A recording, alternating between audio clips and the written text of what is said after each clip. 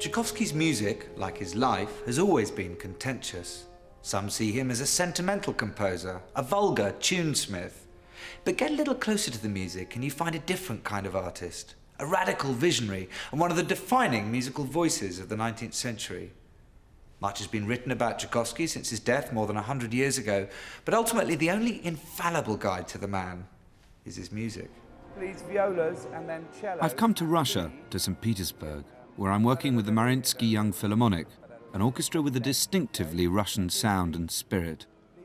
With them, I'm going to recreate Tchaikovsky's sound world, performing some of his greatest works so that I can truly get to the heart of his life and music.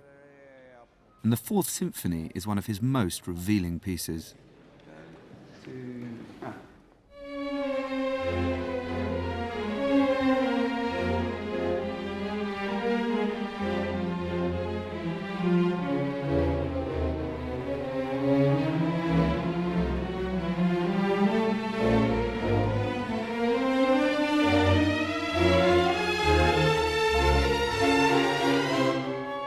This symphony is Tchaikovsky's mid-career masterpiece. He'd already spent years refining his craft and skill, but the uncompromising technical mastery and ferocious drama of this piece are new. The symphony's violent clash of opposites reflected Tchaikovsky's own attempts to reconcile the forces that raged within and were threatening to destroy him.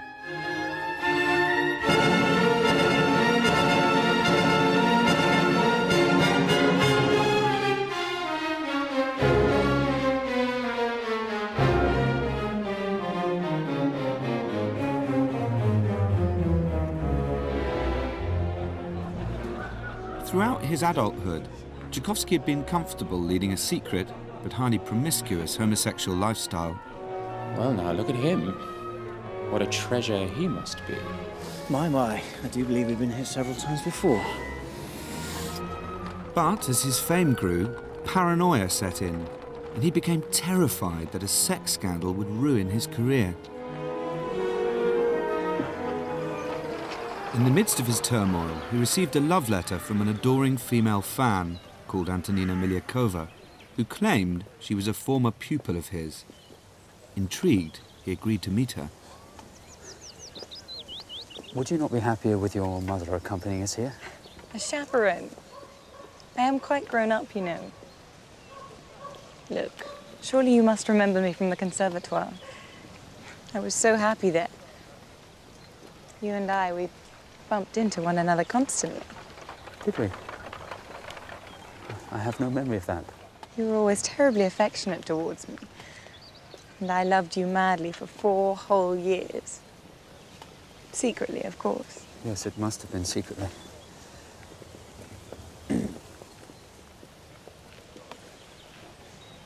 You know perfectly well that you liked me but were too shy to propose. That's why I made a pledge to go every day to the church at the Spassky Gates to pray for you.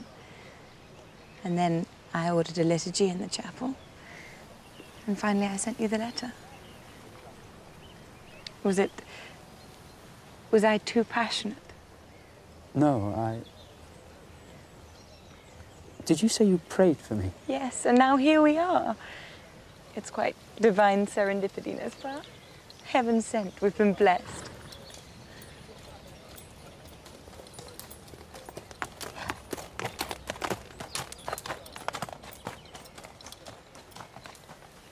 Are you interested in the military? No, never given it any thought.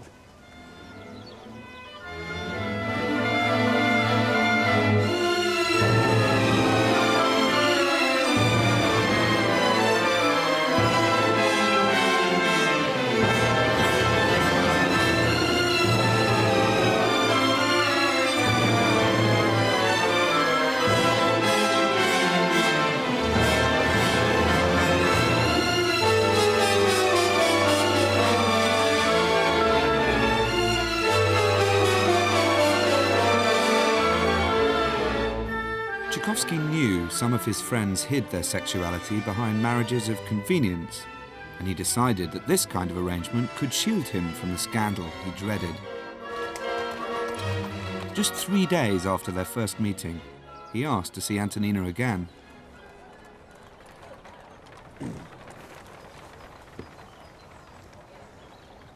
I will be your devoted and grateful friend.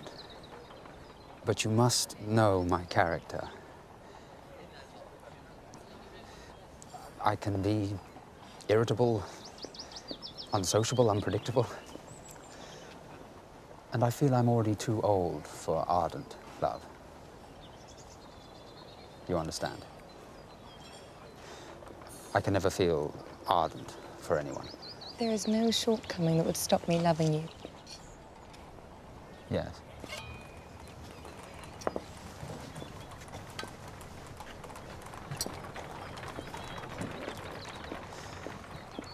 But if you'll be satisfied with a quiet, calm love, rather the love of a brother,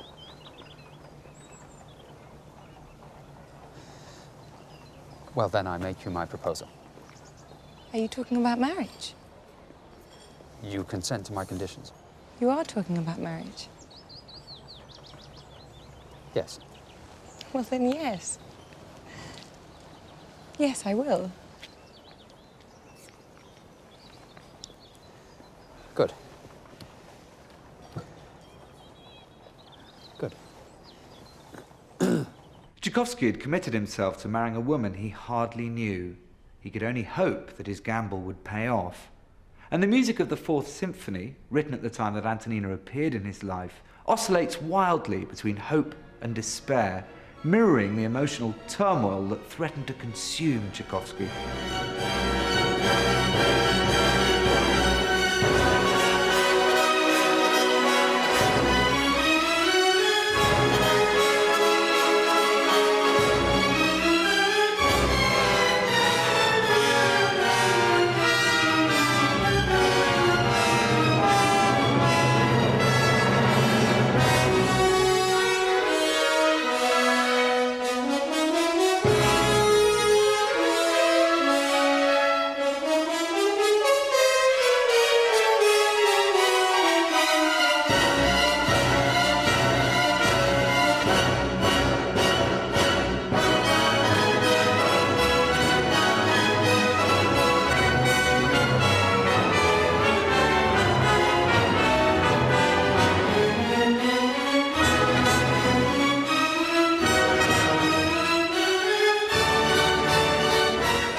This symphony was the vivid musical expression of what Tchaikovsky saw as his struggle with fate. He wrote that the crushing brass fanfare that dominates the whole piece hangs above your head like the sword of Damocles and unwaveringly poisons the soul.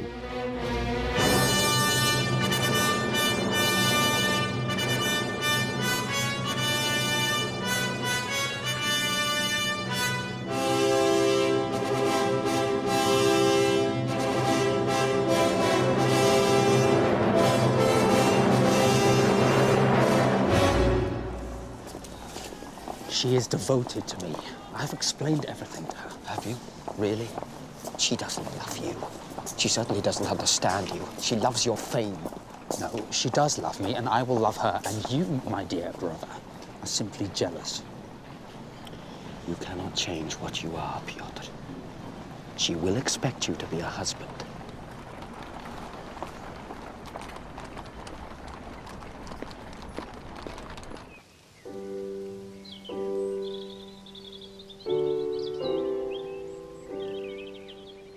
But Antonina Miliukova was not the only woman in Tchaikovsky's life.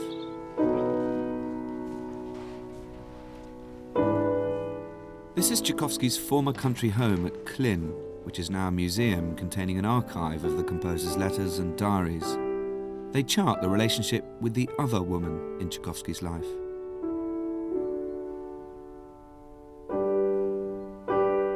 In 1877, the same year that he had received Antonina's letter, he'd begun correspondence with a wealthy patron of the arts, Nadezhda von Meck. The fabulously rich widow of a railway magnate, she'd written to Tchaikovsky complimenting him on his music. Tchaikovsky was delighted at the depth of perception and intelligence that von Meck revealed.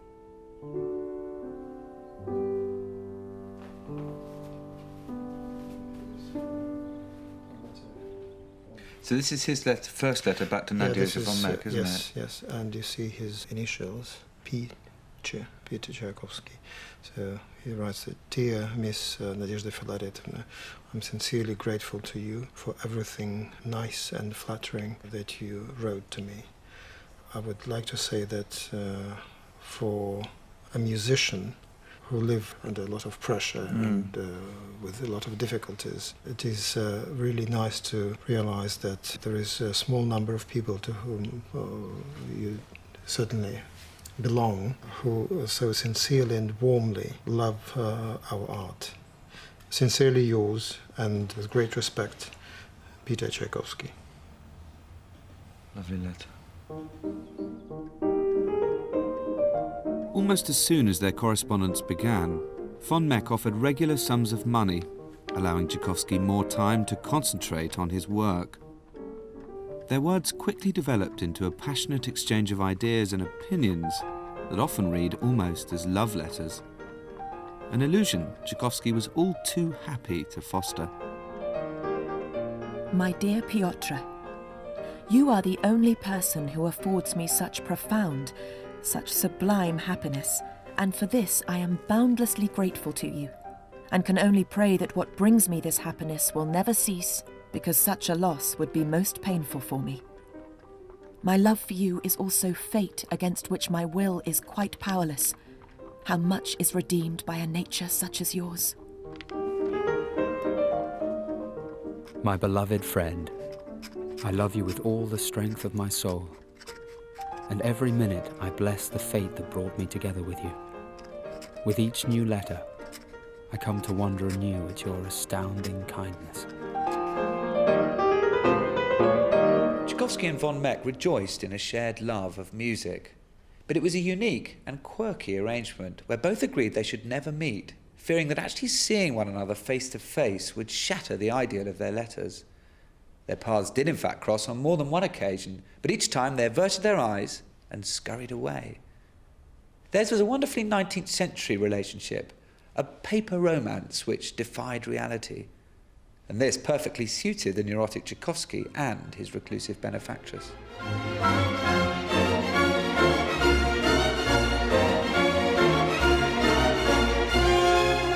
Von Meck and Tchaikovsky corresponded frequently about the Fourth Symphony. In him, she'd found an electrifying talent, a composer whose music challenged the audience at every turn. With the Fourth, Tchaikovsky had taken on the symphony, a German form, and resoundingly made it his own. This would become the first Russian symphony to be recognized internationally as a masterpiece.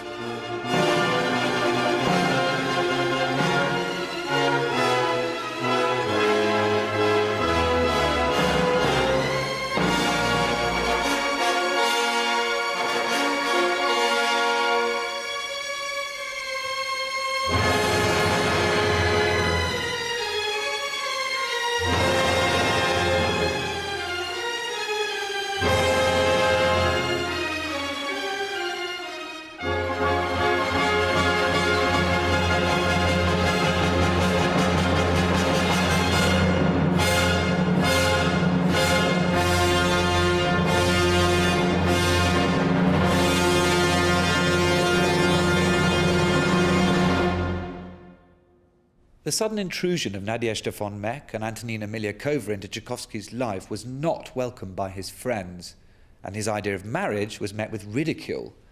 As the wedding approached, they implored him to call it off, but no one, not even Tchaikovsky's one-time lover and oldest friend, Alexei Pukhtin, could sway him from his course. I don't love Antonina, but I already feel that I will love her after we've become accustomed to one another. Are you seriously going to marry her? Yes. Are you completely insane? Why are you so damned intolerant? Because, my friend, you are being so damn stupid. If I am seen to be married, people will think twice before accusing me of anything.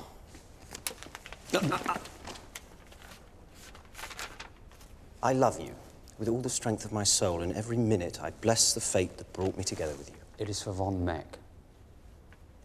Oh, you love her with all the strength of your soul. I'm merely expressing my gratitude for her financial support. Oh, God, she has an abundance of it. Surely you can see my reason. Why can you not be your own man? My friend, you're selling your soul. Now you are being ridiculous. My letters are enough for her. She loves my music and my music alone. Well, she is the one for you then. Impossible. I'm only a gentleman. She's the widow von Meck. For heaven's sake, she owns the railway. She has her own train and carriage. Your life, my dear, is becoming a farce. И рабу твою сию Антонину, за нею тебе сочетовается мужу жена. Сопрязи в единомудрии, венчая в плоть едину, даруема плоть чрева, благочадие восприятие. On July the 6th, 1877, just 3 weeks after their first meeting, Tchaikovsky met Antonina at the altar. Against his nature, he was about to embark on a life completely alien to him. Венчается раб Божий Петр, рабе Божий Антонине. Beloved friend Nadezhda von Meck, wish that I may not lose courage in the new life which lies before me. If I am marrying without love, it is because circumstances have left me with no alternative. Венчается раба Божия Антонина, рабу Божию Петру, во имя Отца и Сына и Святого Духа. Аминь.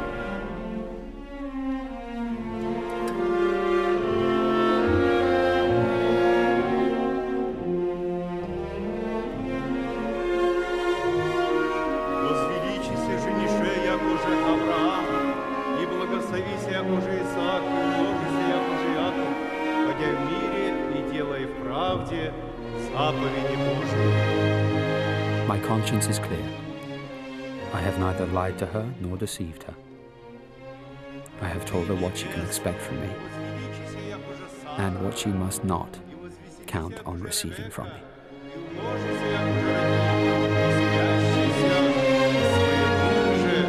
Хранящий пределы закона, занята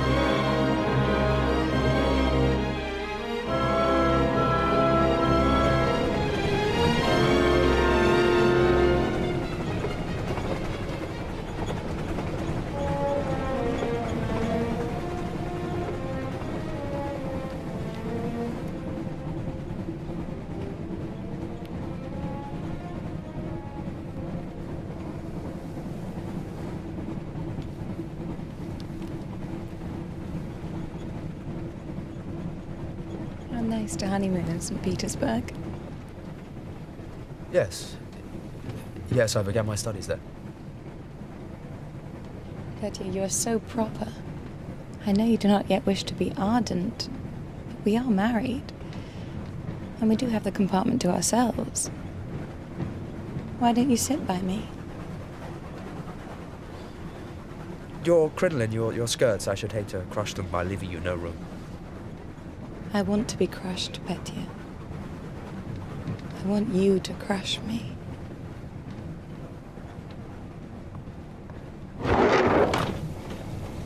Piotr, you rogue. And upon my word, look who we have here. This is Antonina, my wife.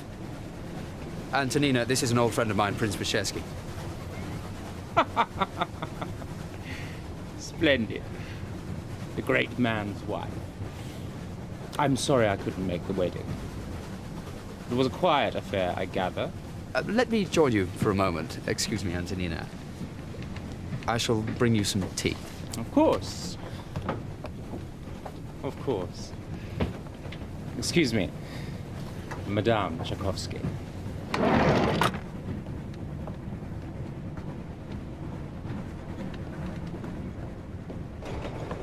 I'm in the midst of catastrophe. Now, calm down. What have I done? Let's lock the door.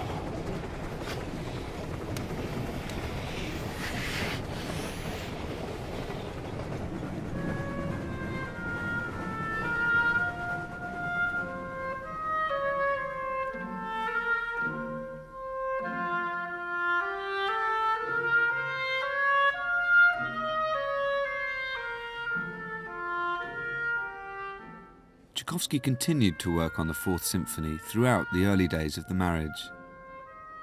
But the piece is far more than just a simple reflection of the turmoils of Tchaikovsky's life. It's an entire world, one of storm and stress, but also folk-like lyricism and heart-stopping beauty. Like the great Russian novels of the 19th century, this symphony took personal experience and emotion and transformed them into something universal.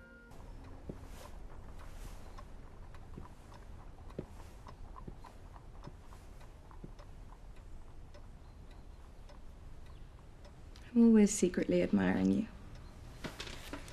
Thank God you're mine and nobody else's. Nobody can take you away from me because you're my husband.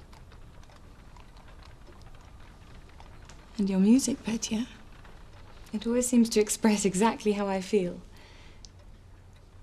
It's so powerful. How you feel.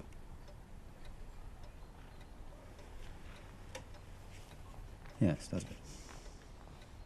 Well, surely you must feel the same yourself. You write it yourself. Why do you never discuss those emotions with me? My music is a private realm that does not need words. And yet you share it with your friends, with your brother.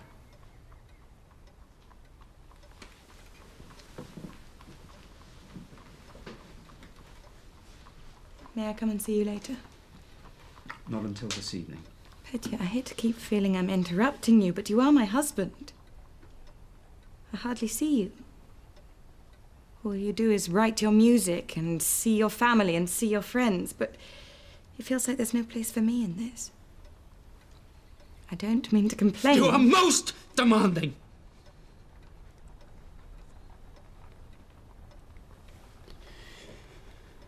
You must learn that there are places you cannot go. Forgive me. I don't know what came over me. I'm sorry.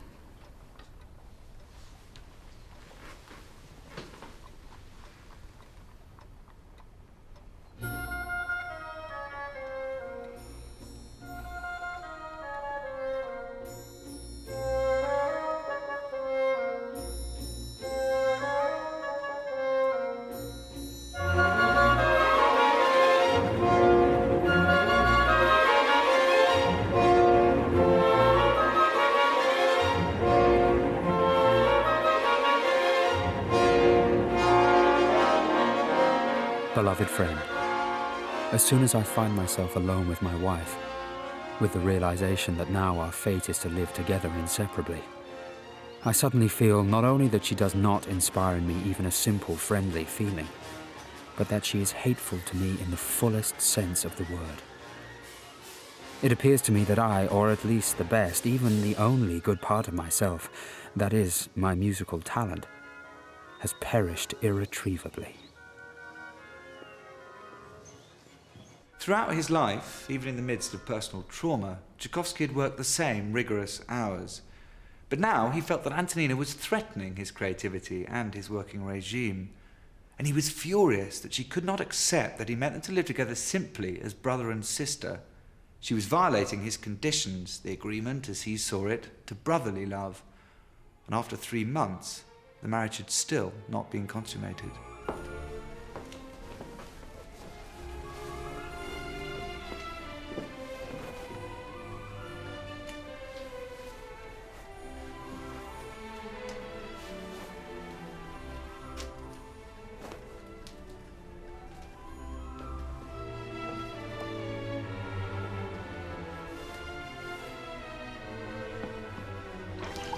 You're home, Petya.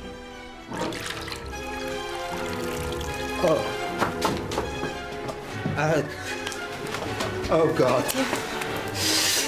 Touch me, Petya. I can't. Oh, I can't. Why won't you touch me? I've got to. No. I'm sorry.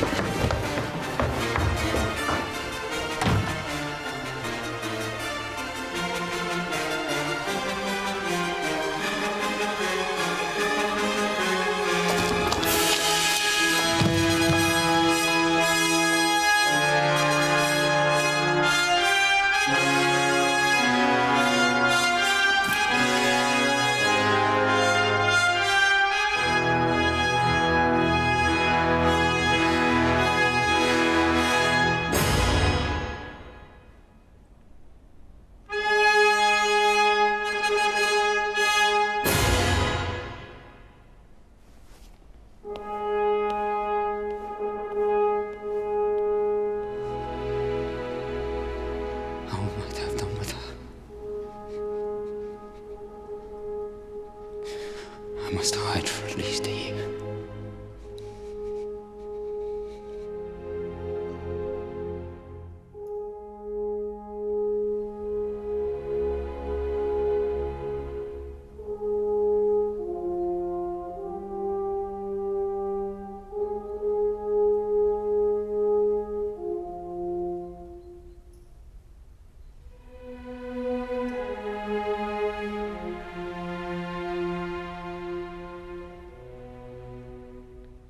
I prayed for you, Petya. I prayed for you, and now you are gone.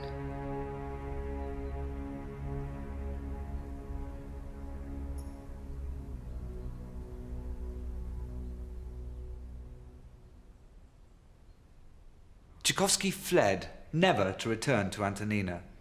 With money from von Meck, he escaped, travelling around Italy and Switzerland, accompanied by Joseph Kotek, a former pupil of Tchaikovsky's, and now his lover and muse.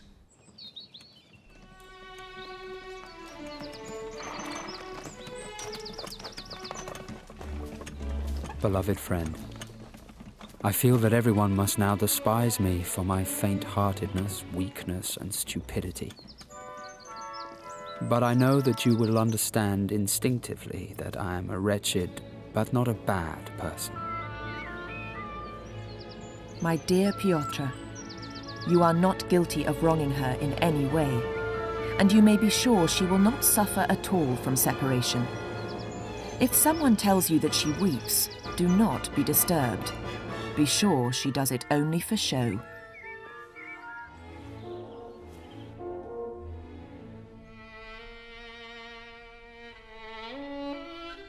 From the first moment that the right frame of mind came to me, it has never left me. With one's inner life in this condition, composing ceases altogether to be work. It becomes an unalloyed pleasure.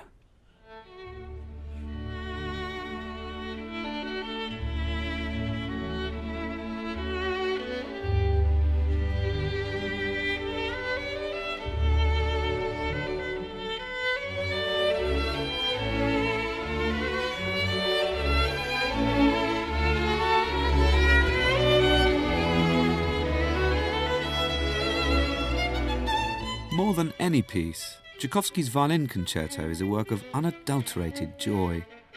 Inspired by Kotek, Tchaikovsky had written music whose lyricism was not tainted by sadness, but was instead pure celebration.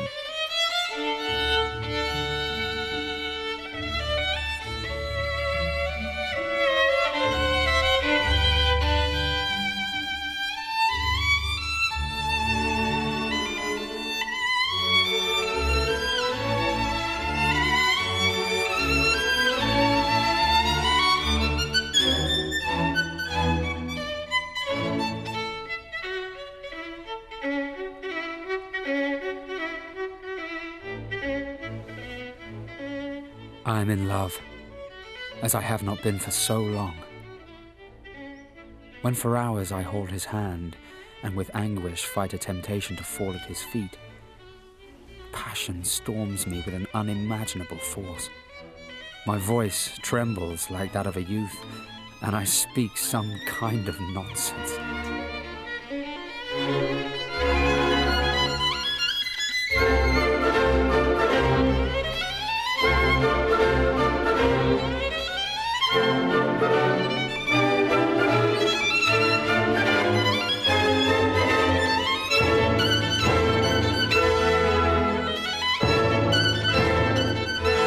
Tchaikovsky's abandonment to happiness was made real in this concerto, a piece that combined a new sense of freedom with a sweet nostalgia for Mother Russia. How much does it resonate with you in terms of sort of Russian folk music?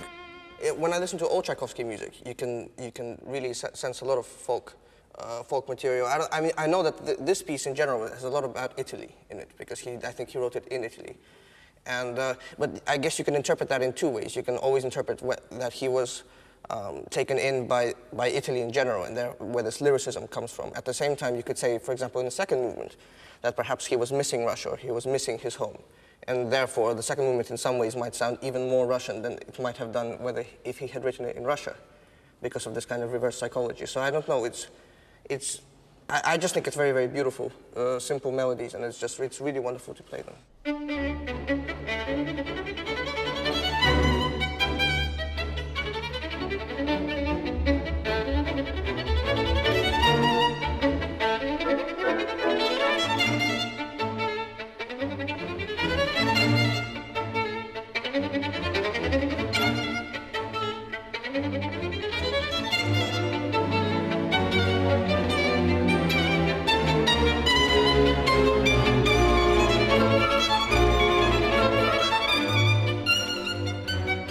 The violin's sinuous melodies, its gypsy allure and theatrical swagger are the keys to this concerto's seductiveness. It's the unbridled music of an outsider who's no longer afraid to be heard. The voice of the newly liberated Tchaikovsky.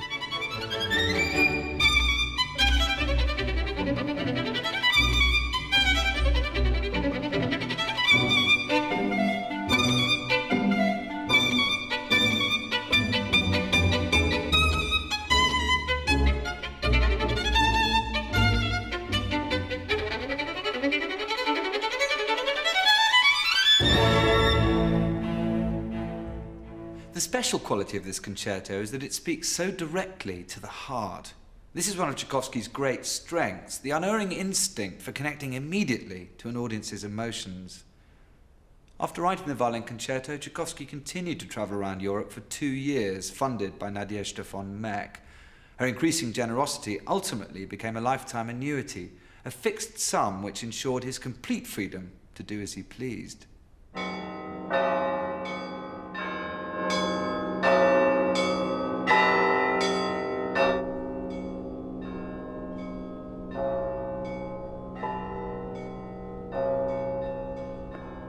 Tchaikovsky returned to Russia an international celebrity, and now no less than the Tsar bestowed his patronage on him.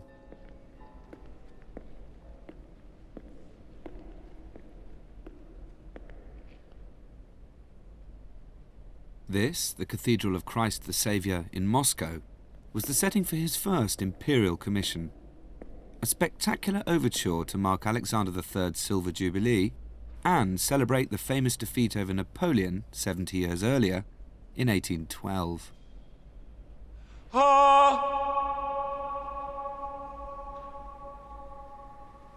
1812 overture was designed to be a riot of technicolor orchestration and spectacle, built Brunel style to fill this vast space.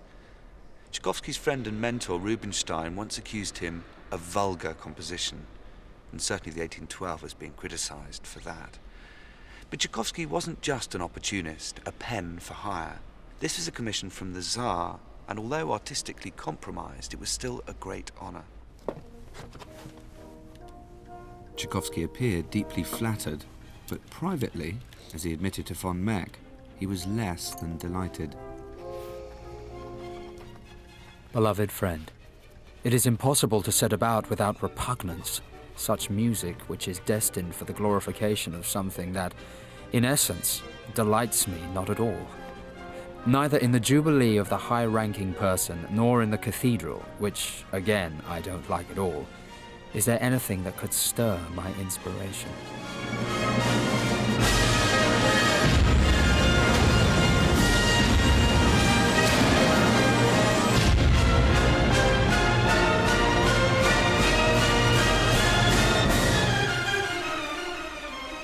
Tchaikovsky later said that he loathed the piece, as I must admit I do, but this music still bears the imprint of a great composer at work. In creating music full of the sound of bells and Russian orthodoxy, Tchaikovsky created a piece that would become hardwired into the Russian national consciousness. Like this cathedral, which was reduced to rubble during the Soviet era, only to be rebuilt in the new Russia, the 1812 is a piece that simply refuses to die.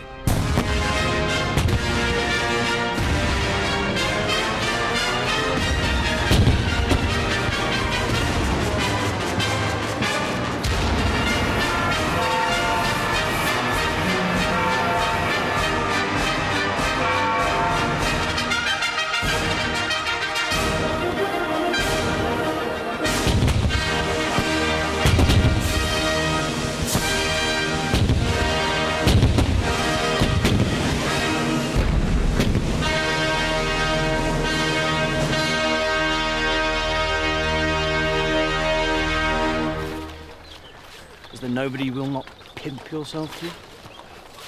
I told you, you have sold your soul now twice over. That woman's money has spoilt you, and now the Tsar has bought you. God! You are the golden boy now, aren't you? Alexei, you are becoming a moaning old fool. And so, my friend, are you.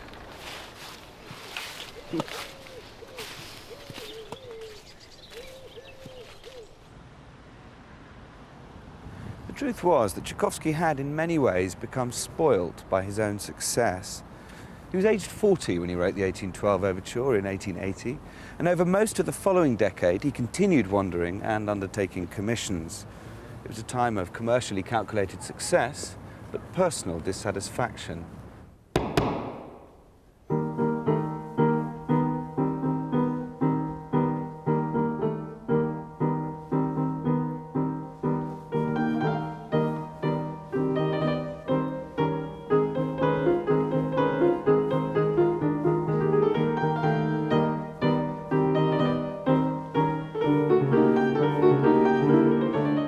Ironically, it was yet another commission for the imperial court that saw Tchaikovsky create one of his most original masterpieces, The Sleeping Beauty.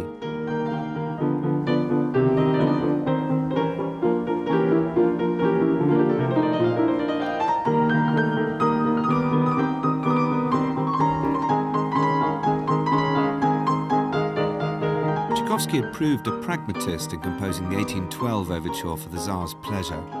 Now, with Sleeping Beauty, he'd become a master craftsman. He wrote to order, often even composing exact numbers of bars to meet the demands of the court ballet master.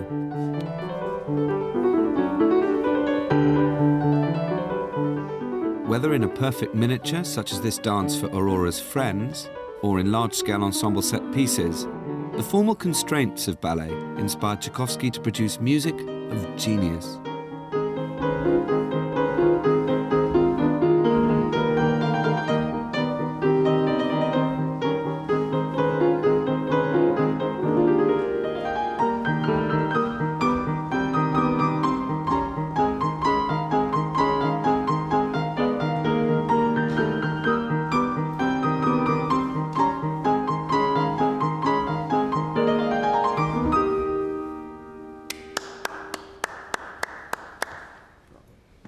With Swan Lake, Tchaikovsky had revolutionized ballet. With Sleeping Beauty, he had perfected it. In many ways, this ballet marks the high point of the lavish wealth and patronage of Imperial Russia, its money, excess, and glamour. Tsarist Russia was fueled by public celebrations of imperial opulence, and Tchaikovsky was its biographer in music.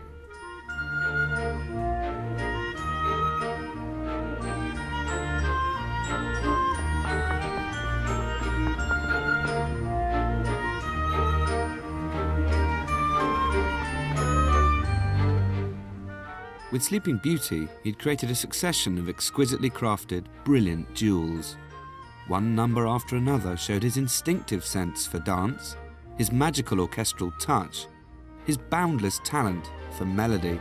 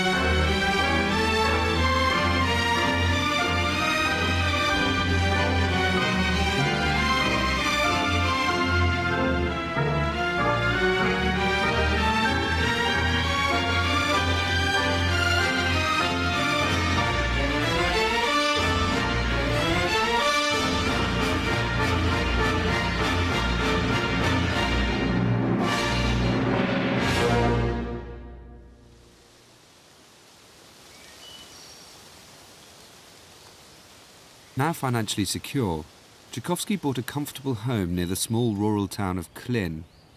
Here he could hide from the social whirl of the city, with its gossip mongers and never-ending parties.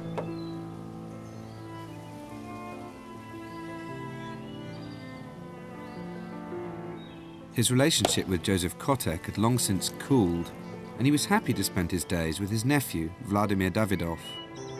Tchaikovsky idolized the boy, and together they enjoyed the perfect solitude of the country.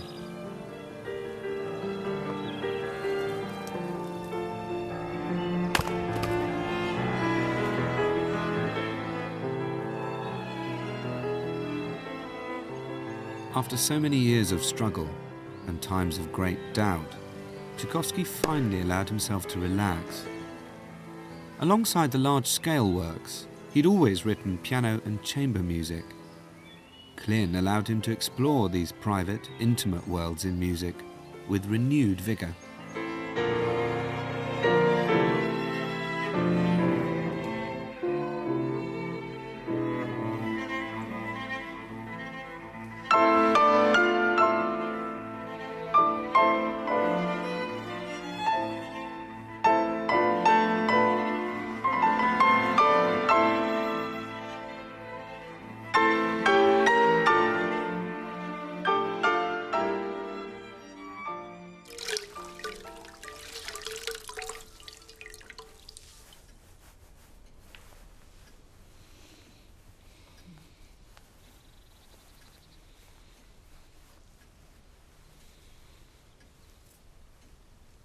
I'd love to do this for you.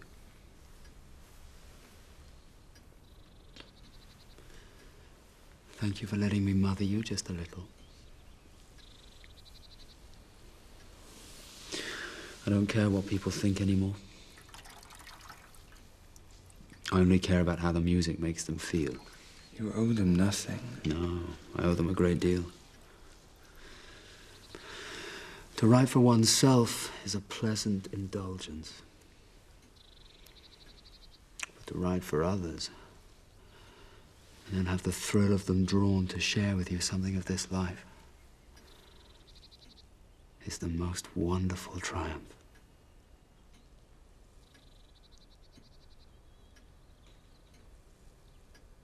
I'll fetch a towel.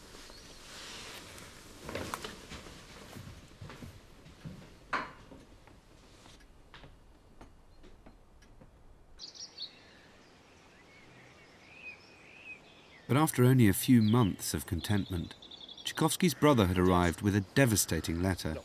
Look! Nadezhda has left me. It was bound to happen. What do you mean? She is what she is. What a woman. And she has betrayed you. You're so simplistic. I have not been betrayed, I have been abandoned. You have the Tsar's money now. It is not about the money! First I lose Mama, and now Nadezhda. Who will know me now? Who will hear me now? I will, Pyotr. I will. No, you're my brother. It's not the same. It's not the same at all.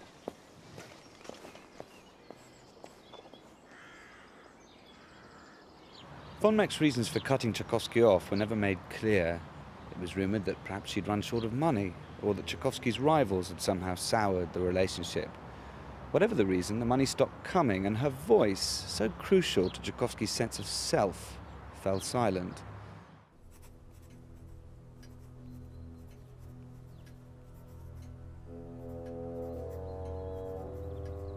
Tchaikovsky had lost his greatest supporter, but despite his fears, he found that his musical voice was stronger than ever.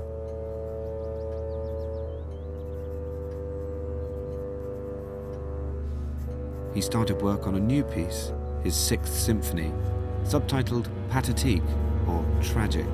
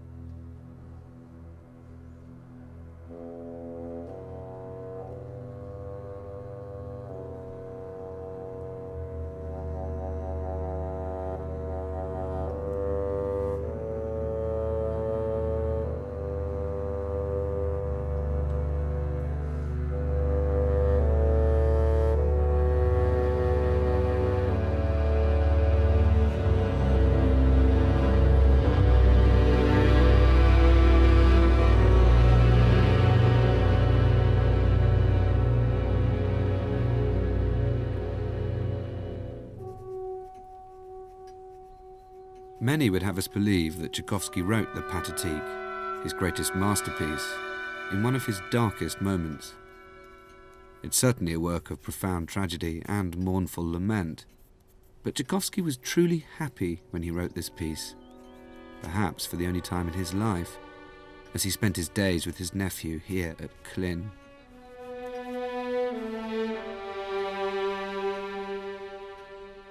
For all its torment, the Pathétique is really an exorcism of the past. It's the work of a man at last, at peace with himself.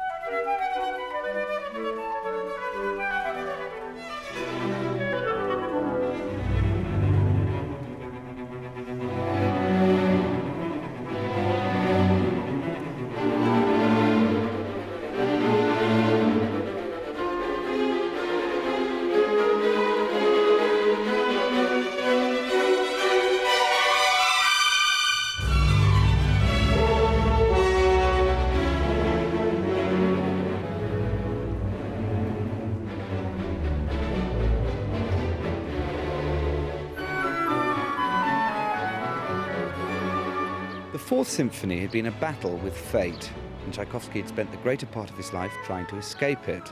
The Sixth Symphony was his acknowledgement of fate, and I think his abandonment to it. Tchaikovsky dedicated the Pathétique to his nephew, Vladimir Davidov. In October 1893, he travelled to St. Petersburg to conduct its premiere. He never returned to Klin.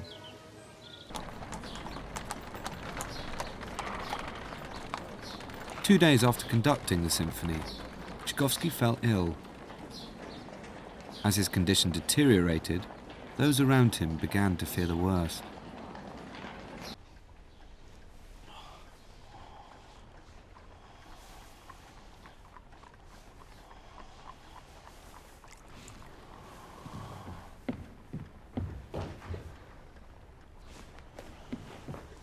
There can be no question now. This is cholera.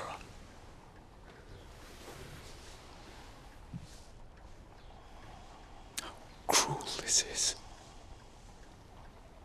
Oh, pity.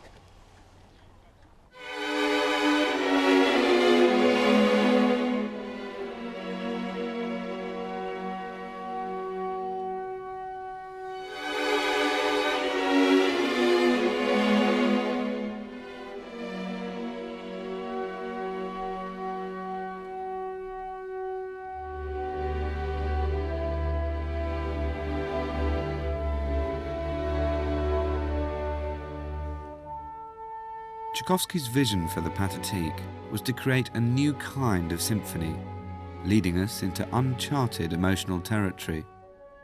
And it's in this last movement that he makes his most uncompromising statement. Instead of the usual triumphant close, he draws us towards an almost unbearably tragic conclusion.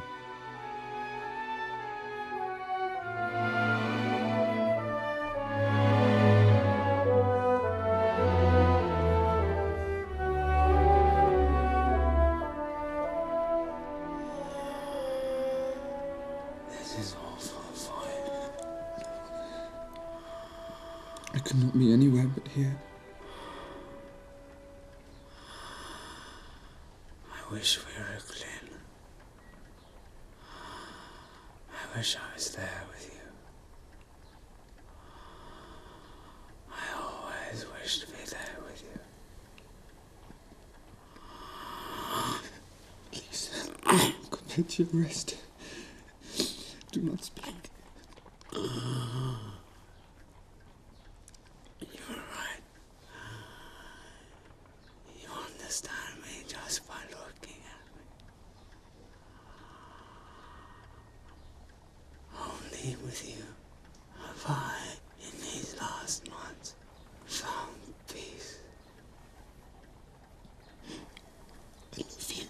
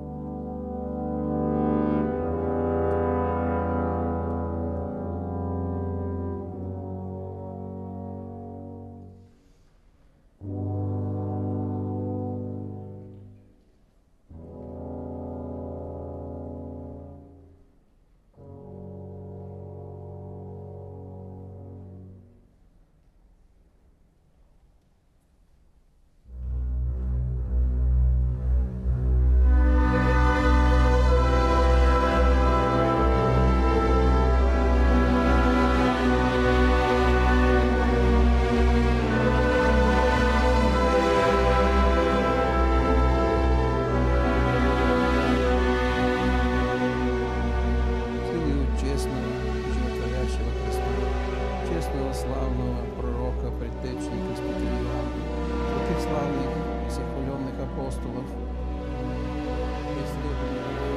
Яснира, Демьяна, Кира Иоанна, Пантелеймона, Ермолая, Самсона и Диомида, Фотия и Никиты, святых и праведных Бог Отец Иоакима, Иоанна и всех святых, яко Ты си источник исцелений, Боже наш, Тебе славу посылаем, единородным Твоим Сыном, единосущным Твоим Духом, ныне и присно, и во веки веков.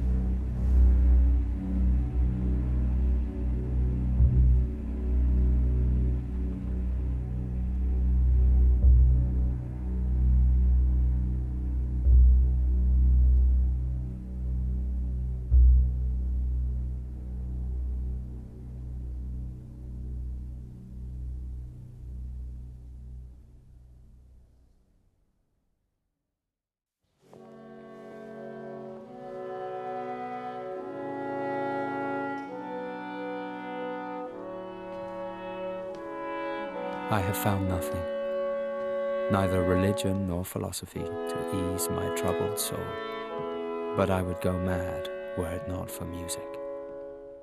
Music is heaven's best gift to humanity. It alone clarifies, reconciles, and consoles. But it is not a straw just barely clutched at. It is a faithful friend, protector, comforter. And for its sake alone, life in this world is worth living. Who knows? Perhaps in heaven there will be no music. So let us live on earth while we still have life.